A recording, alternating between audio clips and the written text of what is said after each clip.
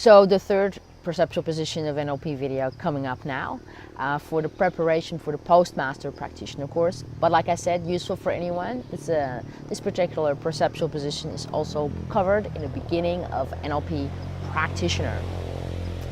The third perceptual position is one of dissociation, covered in a previous video on this YouTube channel.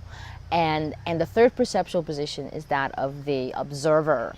You're neither in your own shoes or somebody else's shoes. You're literally looking at the camera angle from being an outsider, looking through the glass as to what's happening in the living room, let's say, looking at it from a scientific point of view of non-emotion.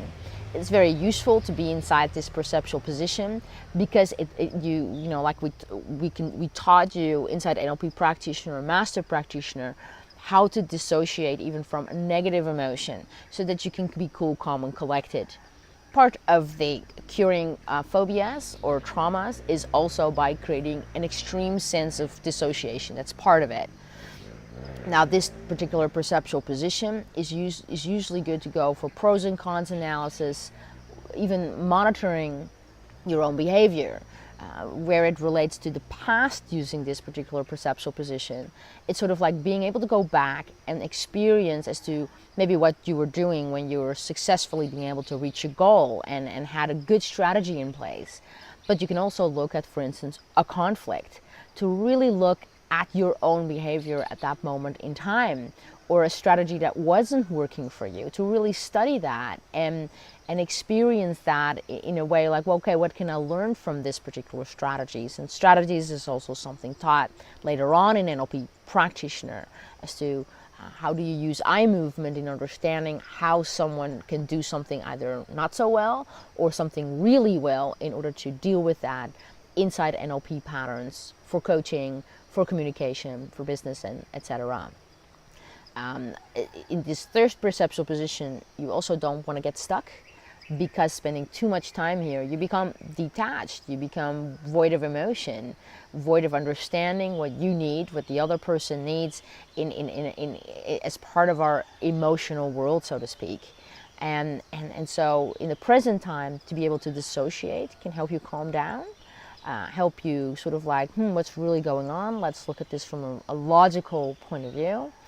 And stepping into this place of dissociation in the future allows for an anxiety to drop, a negative what if this goes wrong, what if that goes wrong.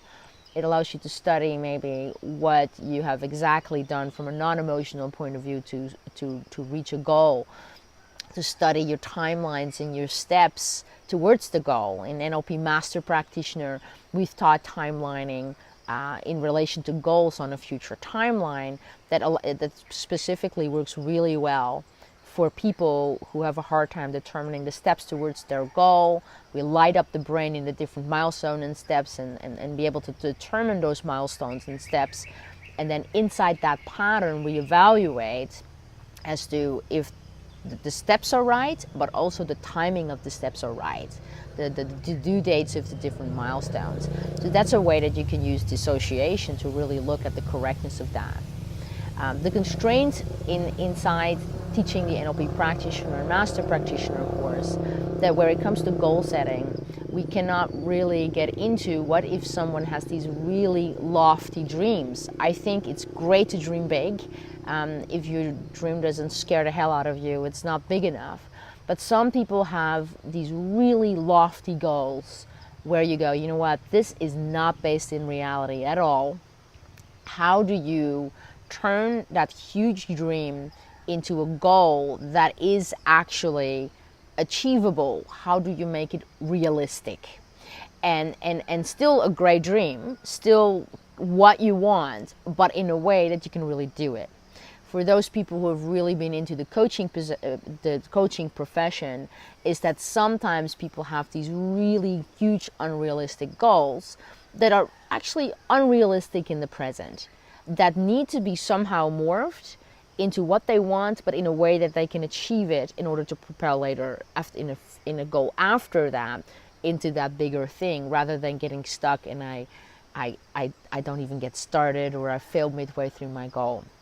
That's it's covered in a Post-Master Practitioner as to how you get someone out of that particular situation. And so check out the next video for the fourth perceptual position of NLP.